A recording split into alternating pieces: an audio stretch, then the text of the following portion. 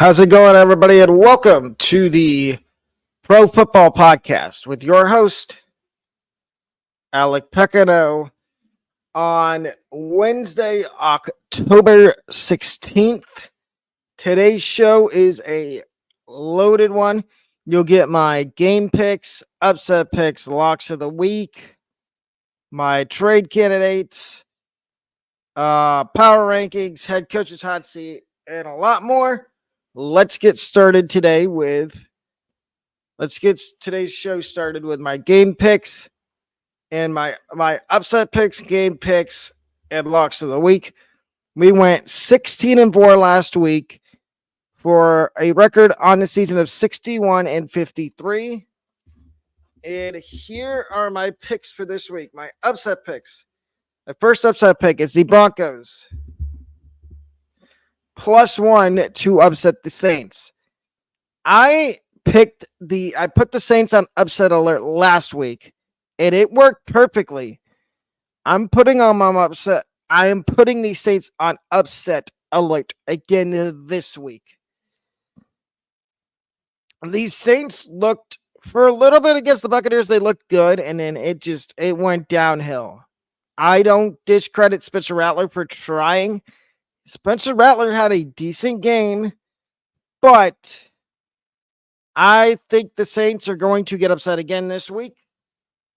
Then my next one is the Patriots +5.5 and London to upset the Jaguars. The Chicago Bears beat the Jags last week. So the Jags, the only thing going for Jacksonville this week is they're staying in London. They did not leave London and fly back home.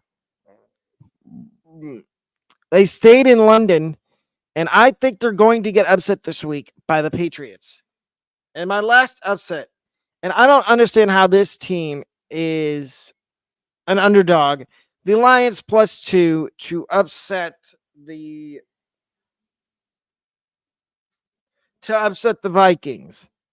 I don't get how the Lions are 2-point underdogs. I understand the injury to Aiden Hutchinson, and my thoughts and prayers go out to Aiden Hutchinson's speedy recovery. And you may see later on who I have the Lions trading for. Maybe. Now my locks of the week. My first lock of the week is the Rams to beat the Raiders. And the Rams need to start winning games, or else I saw a report out there that their quarterback, Matthew Stafford, might be on the chopping block. And I, quite frankly, you might see later on in the show my 3 trade destinations for Matthew Stafford if he gets traded. I don't think he will. But if the Rams continue to struggle, maybe they think about pulling the plug and tanking the rest of the year to get a franchise quarterback for the future.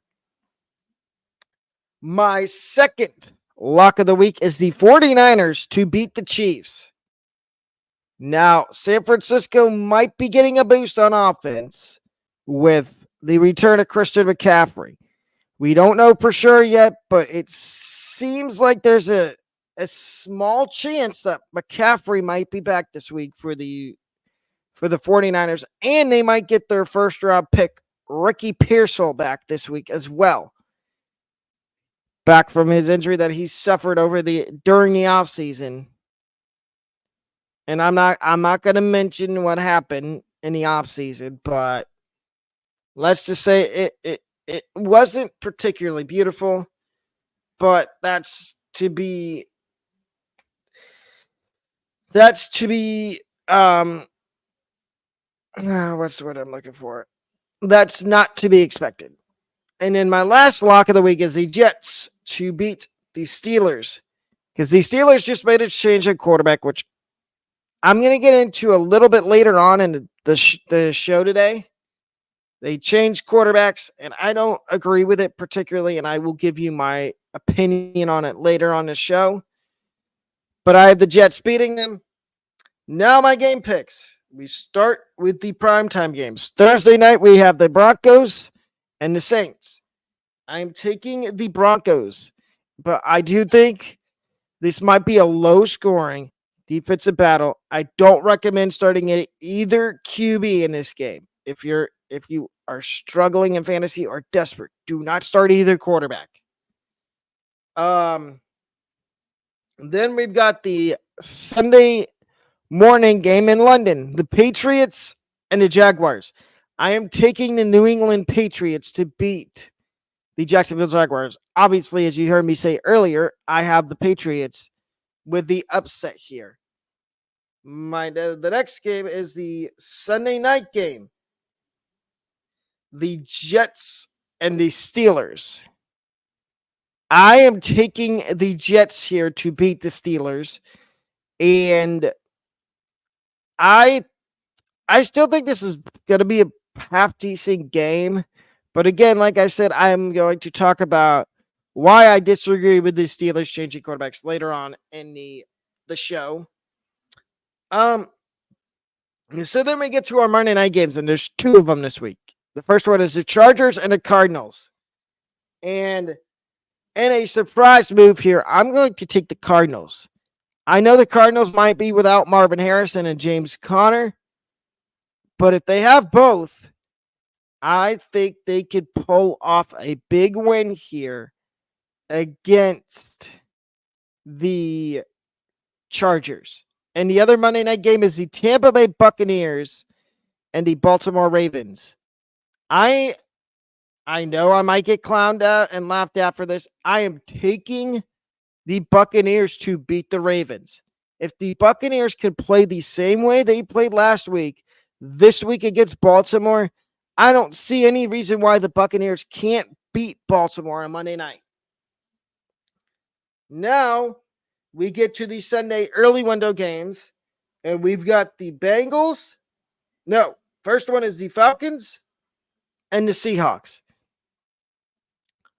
Now, if this was the Russell Wilson-led Seahawks, I would easily take Seattle. It is not. I'm taking Atlanta, and I think Seattle keeps it close for a little bit, but then Atlanta just starts running the ball at will. And I think Atlanta wins this game. Low-scoring game. Next, we've got the Bills and the Titans. And I will go more in depth in a little bit about the trade the Bills made, but I like it. It was Amari Cooper for a couple draft picks. I will go more in depth in the next segment about the Amari Cooper trade. But I like the Bills here to beat the Titans. And I think the Bills defense is going to feast on Will Levis and this horrible, atrocious offensive line that the Titans have. Give me the Bills. Then we've got the Bengals and the Browns. And obviously, as we all know, Amari Cooper was traded, which this signals to me that the Browns are selling off their team. And I don't think anybody's safe. I think there's going to be more trades to come for the Browns. And it's going to get ugly this week. They play the Bengals, and the Bengals barely beat the Giants last week. But I'm taking the Bengals here, and a laugher. I don't think it's going to be close at all. I think the Bengals win by a landslide. Then you've got the Packers and the Texans. Give me the Texans to win this game. Actually, correction.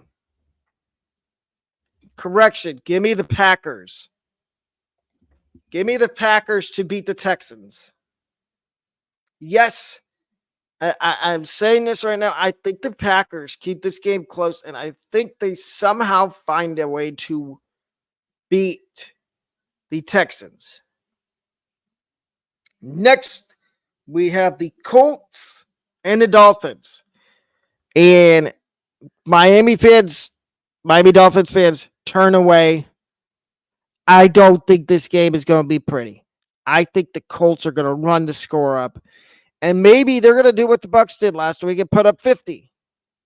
I mean, I wasn't expecting the Buccaneers to put up 50 points last week, but they did. And I think the Colts could do it this week to Miami. The next game is the Lions and the Vikings. And this one's easy for me. I understand the Lions don't have Aiden Hutchinson, but I'm going to still take the Lions here. And I think it's going to be a good game, but I think the Lions hand Minnesota their first defeat of the season. And the final early window game is the Eagles and the Giants. And this was easy for me. I'm taking the Giants. Correction, I'm taking the Eagles with confidence. I don't trust the Giants. And you may hear me talk about the Giants again in a little bit. Now the late window. Raiders and Rams. There is 4 late window games. This is the first one. Give me the Los Angeles Rams to beat the Las Vegas Raiders. I do think this is going to be a competitive game. The Raiders are another team that has started to sell off some pieces. And one of those being a guy that I'm going to talk about in a few minutes. But I think the Rams won this game. Then you have the... Oh, correction. There's only 3 late window games. The second one is the Panthers and the Commanders. And again, this is an easy pick for me. I'm taking the Commanders here. I think they're going to score a lot of points. And then the last one is the Chiefs and the 49ers. And I am taking San Francisco to beat the Chiefs. And the next thing I'm going to mention, and I talked about it, I actually called both of these trades in I think it was the same podcast, the same show last week or the week before. And it was Davante Adams getting traded back to play with Aaron Rodgers on the New York Jets. And it was for a late round. It was a draft pick swap between the Jets and the Raiders. And Davante Adams obviously was on the other side of the trade and went back and is going to the Jets. And I think this is a massive upgrade for Davante Adams because he goes back. He gets to play with the guy he played with in Green Bay and Aaron Rodgers. And the Jets desperately needed somebody to take. Garrett Wilson is a great receiver, but he's not. There's Davante Adams who's up here, and then you got the next level down, which is where Garrett Wilson is right now. And Garrett Wilson is going to get to learn from Davante Adams. And I think that's a good thing for Garrett Wilson's career, is learning and getting mentored by Davante Adams. And the other trade that went down yesterday was another one I called on my show, Amari Cooper going to the Bills. I said the Bills needed a number 1 wide receiver, and that would be Amari Cooper. And sure enough, right after I say that, all heck breaks loose, and he gets traded to the Bills. So I'm 2 for 2 on predicting trades. Now, in a second here, I will give you more trade candidates that I think could get traded, and some of them may surprise you.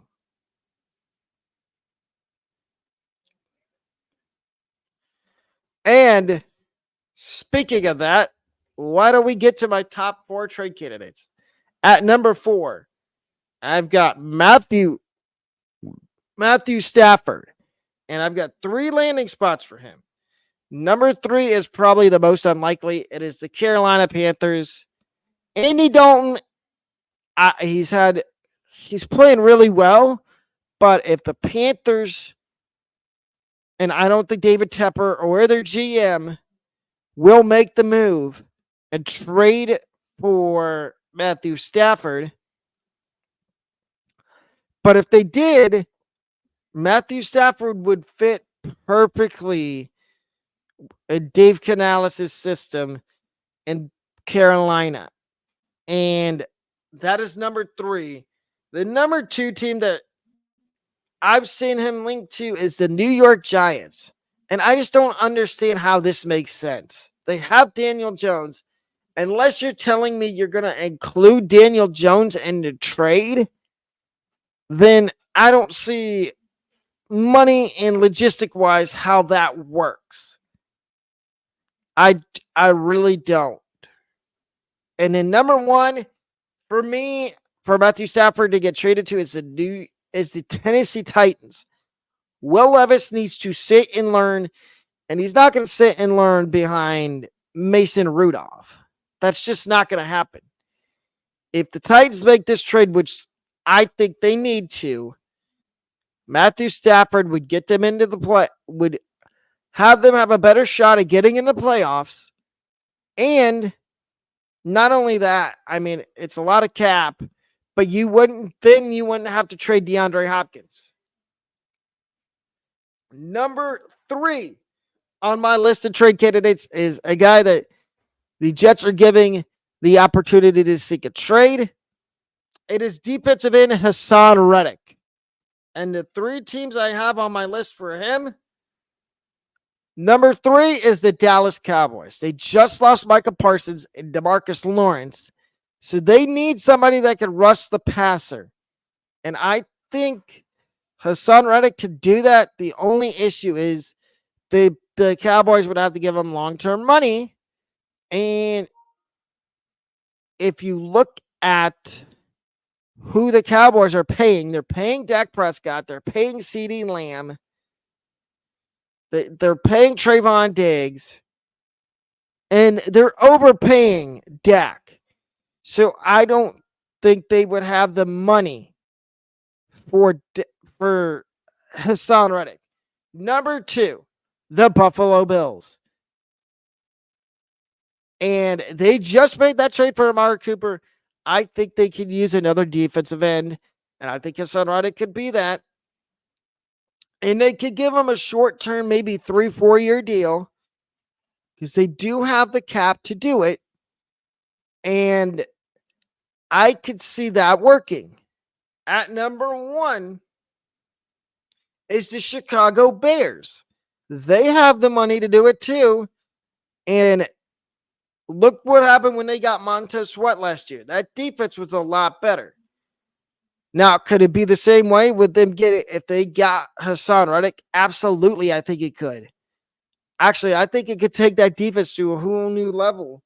Because you got to think, Montez Sweat on one side, Haason Reddick on the other. Who are you going to double team? Because if you double team one, it leaves the other side one-on-one. And that's not good for an offensive line. My number 2 trade candidate is Jets wide receiver Mike Williams. And this one's kind of obvious because the Jets did just trade for Davante Adams, which makes Mike Williams expendable. And the 3 teams I think that could use Mike Williams. I know some people will say the Chargers. I don't see it. Number 3, the Pittsburgh Steelers. The Steelers need a wide receiver. I like George Pickens, but they need somebody outside of Pickens. They need a number 2. And that is not Calvin Austin. That is not Van Jefferson. I think it could be Mike Williams. And it doesn't matter who the quarterback is for the Jets. For the Steelers. I think Mike Tomlin would like having another weapon in that offense. Number 2, the New York Giants. Yes, I know the Giants have Malik Neighbors, but Darius Slayton's not a good number 2. Jalen Hyatt, he's another guy that I think Jalen Hyatt needs to be traded and go somewhere where he can get snaps and reps at wide receiver and not be sitting on the bench and only sparingly play. And I think if you make the Mike Williams for Jalen Hyatt swap with a couple draft picks involved, I think both teams win in that situation. And at number one is the Washington Commanders. Yes, I said it. The Commanders should go out and trade for Mike Williams. They missed out on Brandon Ayuk. They missed out on Amari Cooper. They missed out on Davante Adams. I think they need to go out and trade for Mike Williams. And my number one trade candidate is, after this week, is Diontae Johnson, Panthers wide receiver. The Panthers already came out and said if they continue to lose, they will sell off some guys on their team. And I think Diontae Johnson is going to be the coveted name for the Panthers. And the three teams I have on him, number 3, the New York Giants, with an honorable mention at the end. But number 3 is the New York Giants. I just talked about how they need another receiver to go along with already having Malik Nabers and possibly having their tight end in the future, Theo Johnson. And I think Diontae can be that guy for them. Now, if you disagree with any of my trade candidates, let me know down in the comments. But I think the Giants need to go out and trade for him. Number 2 is a reunion with the Pittsburgh Steelers. Yes, you heard me correct. I said a reunion with the Steelers. And I think it could work now that they don't have Chase Claypool, who I don't even know where Chase Claypool is at this point. But I think a Diontae Johnson a trade back to the Steelers could work. And at number 1, and this team missed out on Davante Adams and Amari Cooper, which I kind of figured they weren't going to get Amari Cooper because that's within their division. And I don't think the Browns would want to do that. It is the Baltimore Ravens. I like Zay Flowers. It's hard to trust Rashad Bateman with injuries. And every year they say this is going to be a breakout year for Rashad Bateman. So I think the Diontae Johnson getting traded to the Ravens, that would make that offense a whole lot better than it already is with Derrick Henry, Mark Andrews, Zay Flowers, Rashad Bateman. And the honorable mention here goes to the Kansas City Chiefs, who lost Rashid Rice for the season.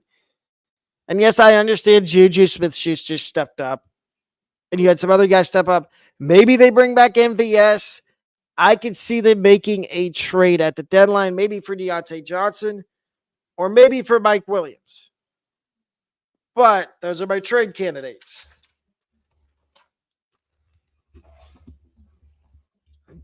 Next thing I'm going to admit, and I said I was going to talk about this, and I'm going to right now. The Steelers made a change at quarterback. They benched Justin Fields, and they're going to start Russell Wilson this week. I don't agree with this at all. I understand the offense has been struggling, but it just doesn't make sense to me why you're benching Justin Fields after 2 subpar performances. We know what Russell Wilson is. I'm sorry and I want to know what y'all think. I think Russell Wilson's washed, and he needs to just be a backup the rest of his career. He's had his good moments as a starter, but he's not a starting caliber quarterback anymore. And I think he might be a trade candidate because I think what the Steelers really want to do is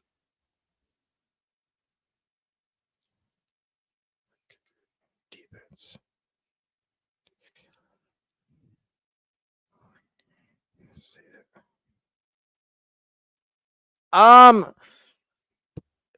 First, I feel really good about Malik Nabers, and I feel like long term he's going to be wide receiver 1 in fantasy for years to come. The Giants just need to get a quarterback, and it's not Daniel Jones. And I've said that at least 3 or 4 times. And then drop 2 for kicker and defense. Right? Roshan, Dak, Tolbert. I would drop Dak and Roshan Johnson because reports are that DeAndre Swift looks in midseason form. So if you're going to drop 2 people, drop Roshan Johnson and drop Dak. And the defense I would go for this week is whoever the Titans are playing. Whoever's playing against the Titans. Because Will Levis is a turnover machine. I said that earlier in the show, and I'm going to continue to say it. But anyways, back to what I was saying about the Steelers. I don't think Justin Fields should have been benched. We've seen Arthur Smith. He's an okay offensive coordinator, but he's not a good head coach.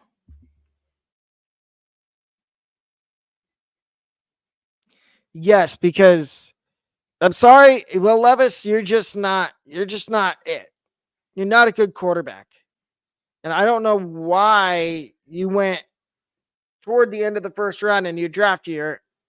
And because at that time I did rankings and Will Levis was not one of my top 10 quarterbacks. And he still isn't. I have guys in front of him that are in his same draft class.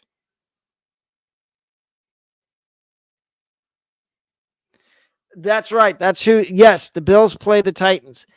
If Buffalo's defense is available in your league, I would highly recommend picking them up. And I have another show dedicated to fantasy football later on today. Austin and Notorious TBG. Tune into that show at 4:00. I go over my fantasy football teams and I answer fantasy football questions just like I've been doing right now. But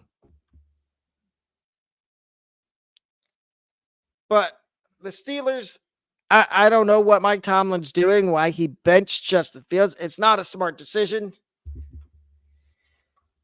And now we get to my power rankings after week number 6. At number 10, I have the Atlanta Falcons. They beat the Carolina Panthers, which is saying something. The Panthers, that's another team of fantasy. Who's ever playing Carolina, who's ever playing the Panthers, I would also pick up their defense as well. Back to the Falcons. The Falcons have been really good, and I can see them being right around 9, 10, maybe higher later on in the season. At number 9 is the Green Bay Packers. Jordan Love being back is a good thing for the Packers. And I can see the Packers going far, far in the playoffs if he can stay healthy the rest of the year. At number 8 is the San Francisco 49ers. 3-3 on the year. The last 2 teams were 4-2. 49ers are 3-3, but they're going to get some reinforcements back soon. One of those being Christian McCaffrey, who has been out most of the season with Achilles tendonitis and both of his ACLs. And both of his Achilles, which is not a fun injury to have. I've never had it, but I've heard from people that it is painful. At number 7 is the said Pittsburgh Steelers, who I just talked about a few minutes ago with Justin Fields being benched and Russell Wilson getting named the starter this week. The reason the Steelers are this high, it's not their offense. It is their defense. Their defense has been really good over the last couple of years, and it's evident that their defense is still going to be really good this year.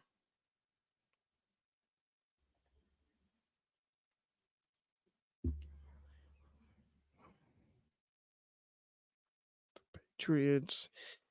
I would pick up the Patriots defense. They play the Jaguars in London, and the Jaguars are not particularly good. And Trevor Lawrence has had a terrible season, and I think there's going to be a lot of turnover opportunity for the Patriots defense in that game. Potentially no Travis Etienne. And we've seen the Jags can't move the football. So at number 6, I have the Indianapolis Colts. 3-3 on the year. Joe Flacco has been the bright spot here. I know they're soon to get Anthony Richardson back, and I don't particularly like that for them. I think Richardson needs to sit out the rest of the season, honestly, and they start Joe Flacco so Richardson can learn from Flacco. At number 5, I've got the 5-0 Kansas City Chiefs. Yes, I know we dog on the Chiefs, but they're still a good team, and it is what it is with them. They look at Kareem Hunt. They plucked Kareem Hunt off the street, and look what he's done. 100 yards the last 2 games before their bye, and then they bring back Juju Smith-Schuster, and he takes on the Rashid Rice role, and it's business as usual for them. At number 4 is the Los Angeles Chargers, Jim Harbaugh. They looked really good against the Broncos on Sunday, and I'm going to say this. They scare me.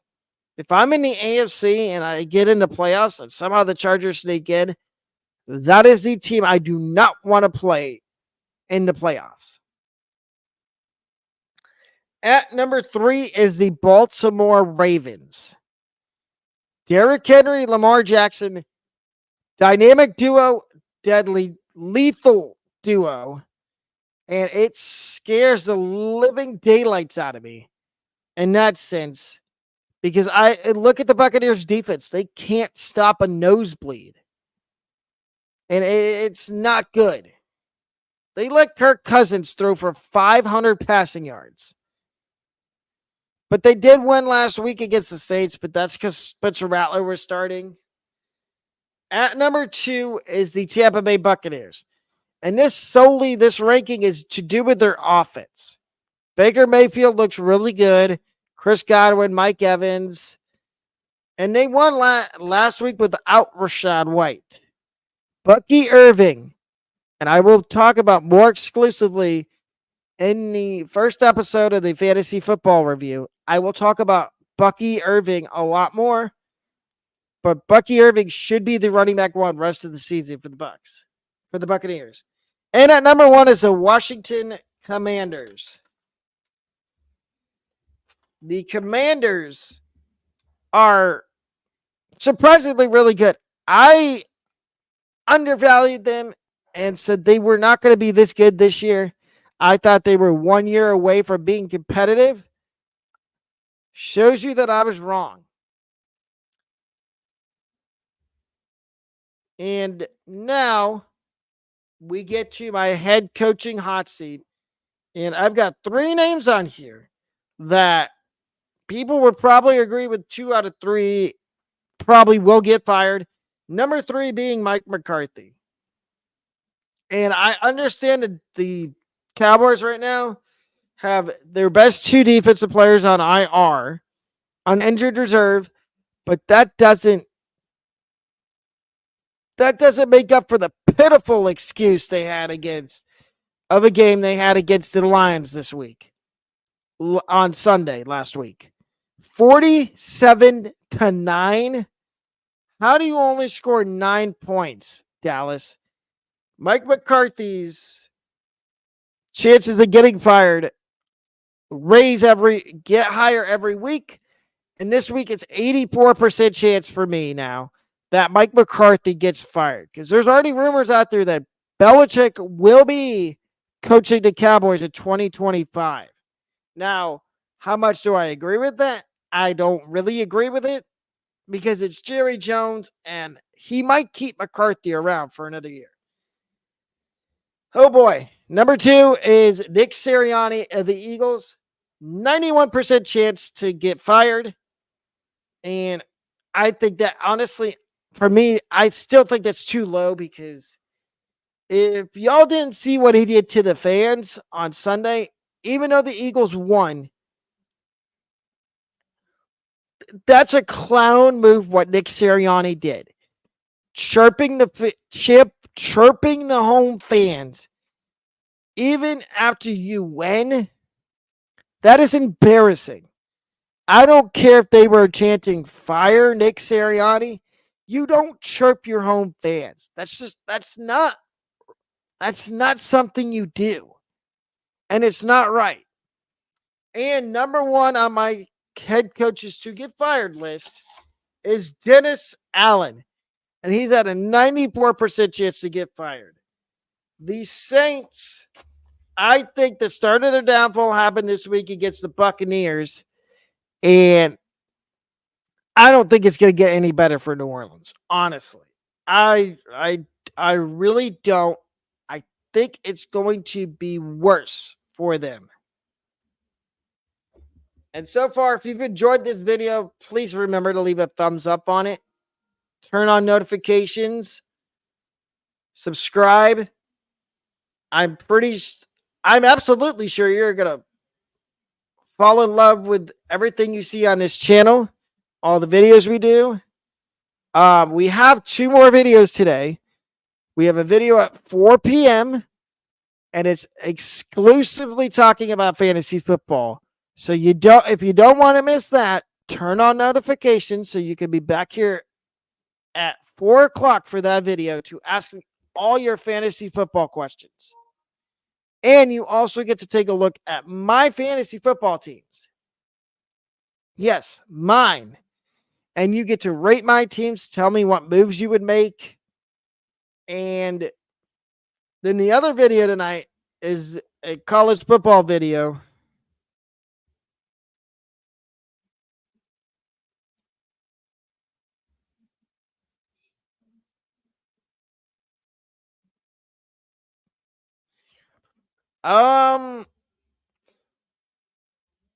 I would say, what are you talking about? Like droppable for this week since they're on bye, or rest of season? Because if you're talking about rest of the season, I would keep their defense. But if you're talking about for this week because you need a defense, yeah, I would go ahead and drop them. And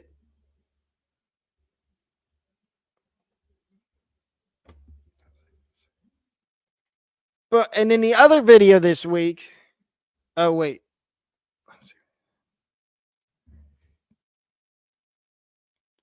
Yeah, I wouldn't drop them. I would keep them on your bench. And if you need to make another roster move, I would drop somebody that's at the bottom of your bench. I would not drop Chicago's defense. Because you're right, somebody might scoop them up off waivers.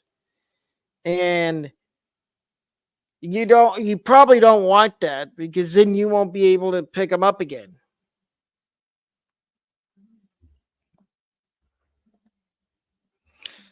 And the other video tonight is college football related. It is the Fourth and Long podcast. I will be running it by myself because my co-host is under the weather, so he will not be on the show tonight, or tomorrow night. And there will not be a Fourth and Long podcast episode Friday. Because Saturday night, we have a watch party for the Texas-Georgia football game. But that's going to wrap up the video for now. I will see everyone back here at 4 o'clock for the first episode of the Fantasy Football Review and Q&A. Have a great rest of your Wednesday.